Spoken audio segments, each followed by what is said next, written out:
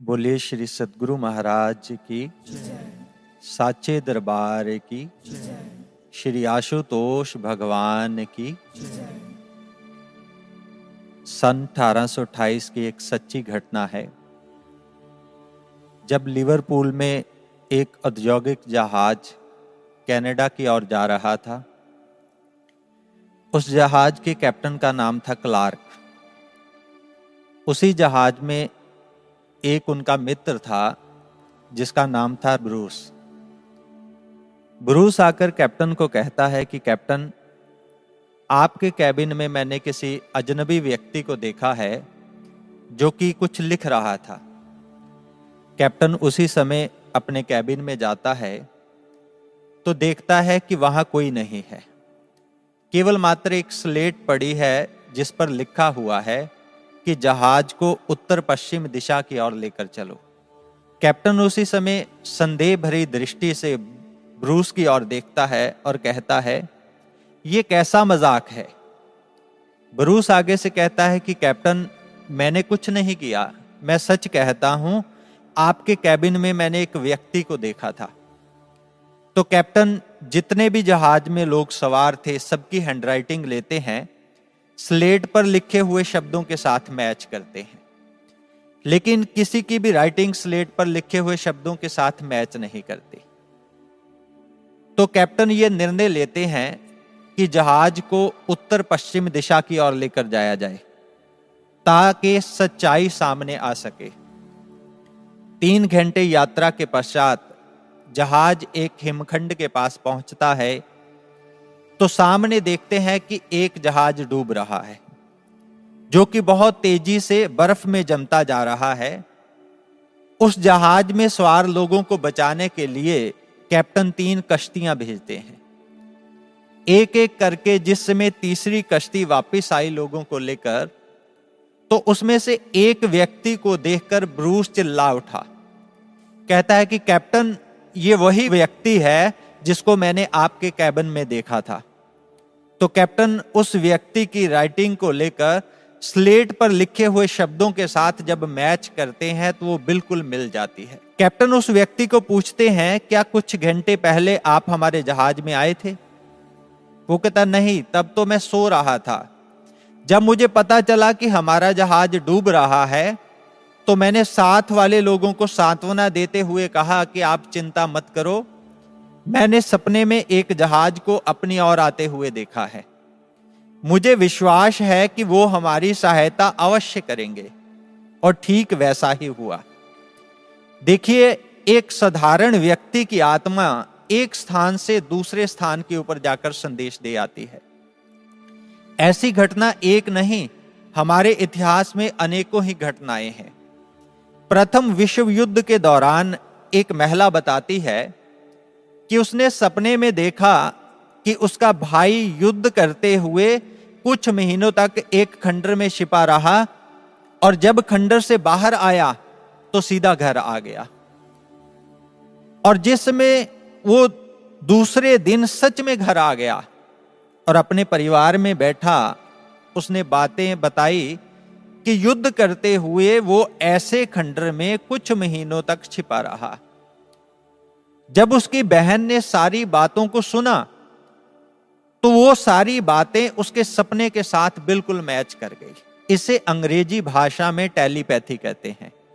Tele यानी दूर, pathy यानी भावना, अर्थात दूर से भावनाओं का पहुंच जाना। टेलीपैथी के माध्यम से आप अपने विचार, अपनी भावनाएं, अपनी संवेदनाएं, यहां तक कि अपने मानसिक चित्रण भी संप्रेषित कर सकते हैं। इन सब का केंद्र होता है हमारा मन। ऐसी घटनाएं अक्सर हमारे साथ या हमारे आसपास घटित होती है, लेकिन हमें उसका एहसास नहीं होता है। जैसे जब एक बच्चा किसी समस्या में होता है तो उसकी पीड़ा से जब वो रोता है तो सबसे पहले उसके दुख का एहसास उसकी मां को होता है, चाहे वो उससे कितनी भी दूर क्यों ना हो। दूसरी बात, जब हम किसी व्यक्ति को याद करते हैं जो हमारे दिल के बहुत करीब होता है, या तो उस व्यक्ति का उसी समय हमें फोन आ जाएगा या वो मिलने के लिए हमारे द्वार के ऊपर आन खड़ा होगा। जब ऐसा घटित होता है तो अक्सर हम मुस्कुरा के कहते हैं आपकी आयु बहुत लंबी है। अभी आपको याद ही कर रहे थे, आप मिलने आ गए या आपका फोन आ गया। टेलीपैथी का मतलब यह नहीं होता है कि हम किसी के मन को पढ़ें। इसके द्वारा आप किसी को संदेश भेज सकते हैं या रिसीव कर सकते हैं। टेलीपैथी से ऊपर भी एक पैथी होती है जिसे आध्यात्मिक पैथी या आत्मिक पैथी कहते हैं। इसमें संदेश भेजने वाला और रिसीव करने वाला दोनों आत्मा के साथ जुड़े होते हैं। इस आध्यात्मिक पैथी का प्रयोग रामायण में किया गया, जिसमें राक्षस रावण द्वारा माता सीता का अपहरण होता है। तो ये बात जिस समय भरत जी को पता चलती है तो भरत जी श्री राम को संदेश भेजते हैं, क्या आपकी सहायता के लिए मैं सेना भेजूं? श्री राम उसे मना कर देते हैं। भरत जी द्वारा विशेष समय में ध्यान किया गया और उसी ध्यान की पद्धति के द्वारा श्री राम को संदेश भेजा गया। श्री गुरु अमरदास महाराज जी, उनके शिष्य हुए हैं भाई जेठा जी, जो कि बाद में श्री गुरु रामदास महाराज जी कहलाए। वो गुरु आज्ञा के अनुसार अकबर को मिलकर लाहौर होते हुए वापस गुरु दरबार आ रहे हैं। रास्ते में चूना मंडी बाजार में एक दुकान के ऊपर मखमली कपड़ा लटका हुआ देखते हैं और उनके मन में विचार आता है, काश इस कपड़े को मैं खरीदूं और चोला बनवाऊं। जब गुरु महाराज जी इस चोले को पहनेंगे तो कितने सुंदर लगेंगे। ये भाव इतने प्रेम पगा थे, इतने प्रबल थे। दूसरी ओर श्री गुरु अमरदास महाराज जी दरबार में उपस्थित हैं। अचानक अपनी दोनों बाजुएं ऊपर करके ऐसा अभिनय करना शुरू कर देते हैं कि जैसे वो चोला पहन रहे हों। पास खड़ा सेवादार पूछता है, गुरुदेव ऐसा अभिनय क्यों, ऐसी लीला क्यों? श्री गुरु अमरदास महाराज जी मुस्कुरा के कहते हैं, भाई जेठा जी चूना मंडी बाजार में एक दुकान के ऊपर खड़े होकर प्रेम भावों से हमें चोला पहना रहे हैं और हम उसके प्रेम भावों को स्वीकार करते हुए उस चोले को पहन रहे हैं। गुरु प्रिय साधकों, यहां पर एक सतगुरु तक संदेश भेजने के लिए भारी भाषा की आवश्यकता नहीं होती है, केवल और केवल एक आत्मिक संवाद। इसी आत्मिक संवाद के साथ एक शिष्य परमानंद की अनुभूति करता है। शिष्य की हर समस्या का समाधान इस मंच से बहुत बार अपने श्री मुख से ये बात कही, आप टेलीफोन के द्वारा नहीं, अंदर से मेरे साथ जुड़े। गुरु प्रिय साधकों, इसकी एक प्रत्यक्ष उदाहरण हम आपके समक्ष रखते हैं। एक शिष्य हैं जिन्हें भजन लिखने और गाने का बहुत शौक है। वो बताते हैं कि उनके घर में सप्ताह में एक बार सामूहिक साधना होती है। आसपास की संगत वहां इकट्ठी होती और साधना करती। साधना के पश्चात वह प्रेमी गुरु महाराज जी के स्वरूप के आगे बैठकर भजन गाता और सारी संगत उसका आनंद लेती। यह सिलसिला ऐसे ही चलता रहा। कुछ महीनों बाद जब वह प्रेमी गुरु महाराज जी के दर्शनों के लिए नूर महल गया, महाराज जी के संगत में बैठकर वो दर्शनों का आनंद ले रहा है और गुरु महाराज जी बहुत प्रसन्न है। वह प्रेमी खड़ा होकर हाथ जोड़ के कहता है कि गुरुदेव, मैं आपको एक भजन सुनाना चाहता हूं। गुरु महाराज जी उसे आज्ञा दे देते हैं। वह प्रेमी भजन गाना शुरू कर देता है। जिसमें उसने भजन पूर्ण किया, गुरु महाराज जी कहते हैं, ये तो भजन हमने सुना हुआ है, कोई और सुनाओ। वह प्रेमी दूसरा भजन गाना शुरू कर देता है। दूसरा भजन अभी आधा ही गाया, गुरु महाराज जी उन्हें रोकते हुए कहते हैं, ये भी भजन हमने सुना हुआ है, ये तो पुराना है, कोई और सुनाओ। वह प्रेमी तीसरा भजन गाना शुरू कर देता है। उसकी अभी केवल मात्र एक स्थाई और अंतरा ही गाया। गुरु महाराज जी फिर कहते हैं, ये भी हमने सुना हुआ है, कोई नया नहीं है क्या? वह प्रेमी हाथ जोड़ के कहता है कि गुरुदेव, ये भजन मैंने ही लिखे हैं और आज पहली बार आपके चरणों में गा रहा हूं, ये पुराने कैसे हो गए? तो गुरु महाराज जी मुस्कुरा के कहते हैं, जो अपने घर में सामूहिक साधना के बाद मेरे स्वरूप के आगे बैठकर भजन गाता है, वो भी तो हम ही सुनते हैं। गुरु प्रिय साधकों, यहां पर होता है एक आत्मिक संवाद। आप दुनिया के किसी भी कोने में बैठे हैं, यदि सच्चे भावों से अपने गुरु को याद करते हैं, आपकी हर बात उनके चरणों में बाखूबी पहुंच जाती है, क्योंकि सतगुरु रूपी सत्ता सर्वशक्तिमान, सर्वव्यापक, सर्वसमर्थ और अंतर्यामी होती है। किसी भक्त ने बहुत अच्छा कहा, तुमसे भला क्या छिप पाएगा, तुम तो अंतर्यामी हो। बिन मांगे सब देने वाले तुम प्रभु महादानी हो। अपनापन तेरे जैसा और कहीं नहीं मिल सकता है, तेरे निश्चल प्रेम को पाकर जीने का ढंग आता है।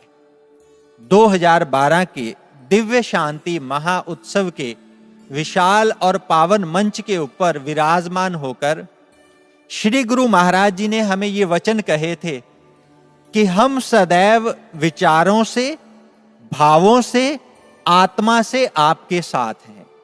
ये गुरुदेव की बात 100% सत्य है। जो हमारे इतने करीब होगा, वही तो हमारे दिल के हर भाव को जान पाएगा। सबसे बड़ी बात, एक बार गुरु महाराज जी को किसी साधक ने प्रश्न किया, गुरु महाराज जी, बहुत बार हमारा दिल करता है कि हम आपसे बात करें, परंतु मैं विदेश में रहता हूं, ऐसा संभव नहीं है कि मैं आपसे बात कर पाऊं। फिर आपके स्वरूप के साथ ही बातें कर लेता हूं या अपने भाव प्रार्थना के रूप में आपके चरणों में अर्पित कर देता हूं। गुरुदेव, क्या हमारे भाव, क्या हमारी प्रार्थनाएं आपके चरणों तक पहुंचती है? आप उसे सुनते हैं? गुरु महाराज जी कहते हैं, शास्त्रों में वर्णित है, चींटी के पग घुंघरू बाजे तो भी साहिब सुनता है। यदि एक चींटी के पांव में घुंघरू बांध दिए जाएं, उसकी आवाज भी साहिब के कानों तक पहुंचती है। फिर आप तो ब्रह्म ज्ञानी साधक हैं, आपकी प्रार्थना कैसे अनसुनी हो सकती है?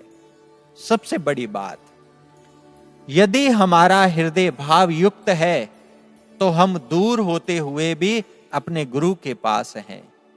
यदि हमारा हृदय भावहीन है तो हम पास होते हुए भी अपने गुरु से बहुत दूर हैं। गुरु महाराज जी ने कहा, आप चाहे दुनिया के किसी भी कोने में रहते हैं, मायूस मत हो। यदि आप सच्चे भावों से मुझे याद करेंगे तो अपने गुरु को सदैव अपने अंग संग पाएंगे। ये होता है एक सच्चा भाव गुरु के चरणों में।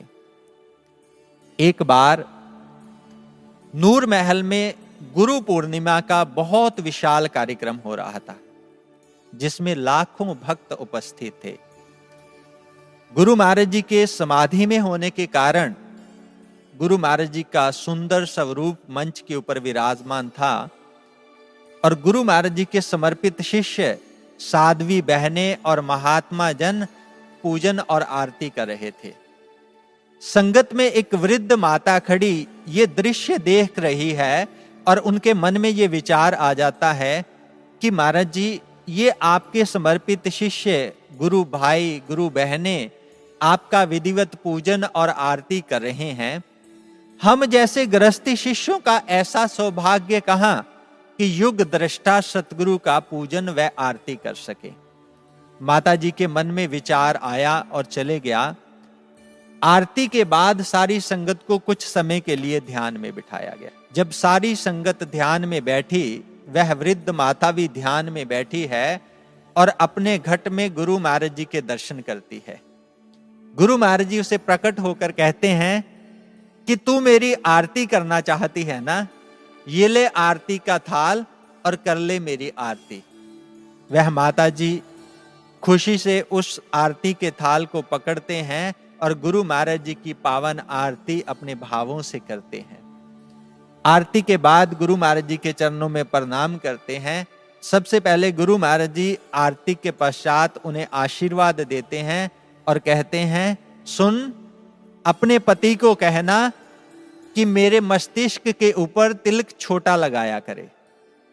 गुरु प्रिय साधकों, वास्तविकता ये थी कि उस माता का पति हर रोज काम पर जाने से पहले जो घर में गुरु महाराज जी का स्वरूप था उसके ऊपर बहुत बड़ा तिलक किया करता था।